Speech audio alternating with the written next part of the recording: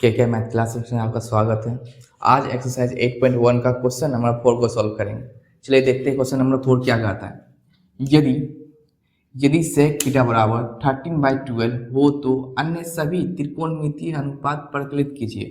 अर्थात बोला है sec थीटा का मान 13/12 दिया हुआ है और उसके बाद सभी त्रिकोणमितीय ज्ञात करना है। त्रिकोणमितीय मतलब साइन cos tan cosec जितना ही फंक्शन होता है टोटल ज्ञात करना है, ठीक है।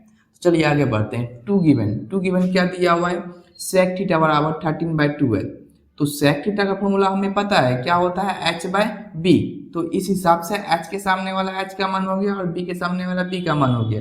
तो हम यहाँ लिख सकते हैं h बराबर क्या हो जाएगा 13 और b बराबर क्या हो जाएगा 12। तो निकालना हमको क्या होगा, p मतलब परपेंडिकुलर। तो यहाँ फिगर में आते हैं। फिगर में p बराबर वाट, हमको तो p निकालना है और h बराबर दिया हुआ है कितना 13 और b बराबर दिया हुआ है 12।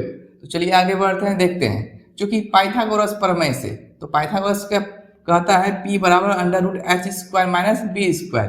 यहाँ हम देखेंगे क्योंकि हमको p का मान निकालना था, p का मान निकालना था तो p वाला फॉर्मूला लगाएंगे। p वाला फॉर्मूला क्या होता है, p बराबर √h² माइनस b²। ठीक है, आगे बढ़ते हैं। तो p बराबर √h का मान क्या है, अभी अभी हम लोग देखे हैं h का मान क्या है, h का मान है 13, तो 13 का स्क्वायर कर देंगे और माइनस का माइनस b पर स्क्वायर है तो b का मान क्या है 12 है, तो 12 लिखकर 12 का स्क्वायर कर देंगे। क्लियर है।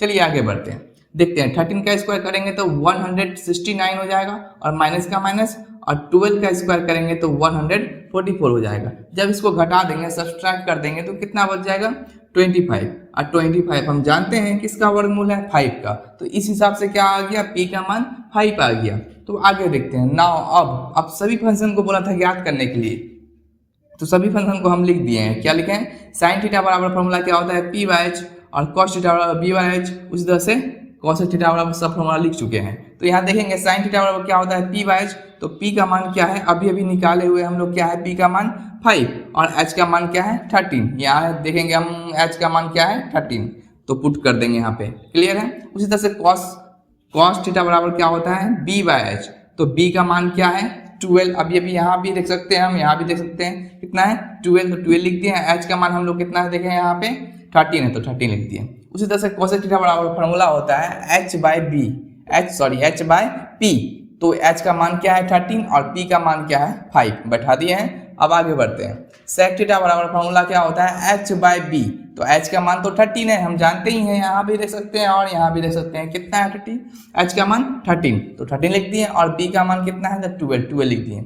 उसी तरह से tan थीटा बराबर फॉर्मूला क्या होता है p/b।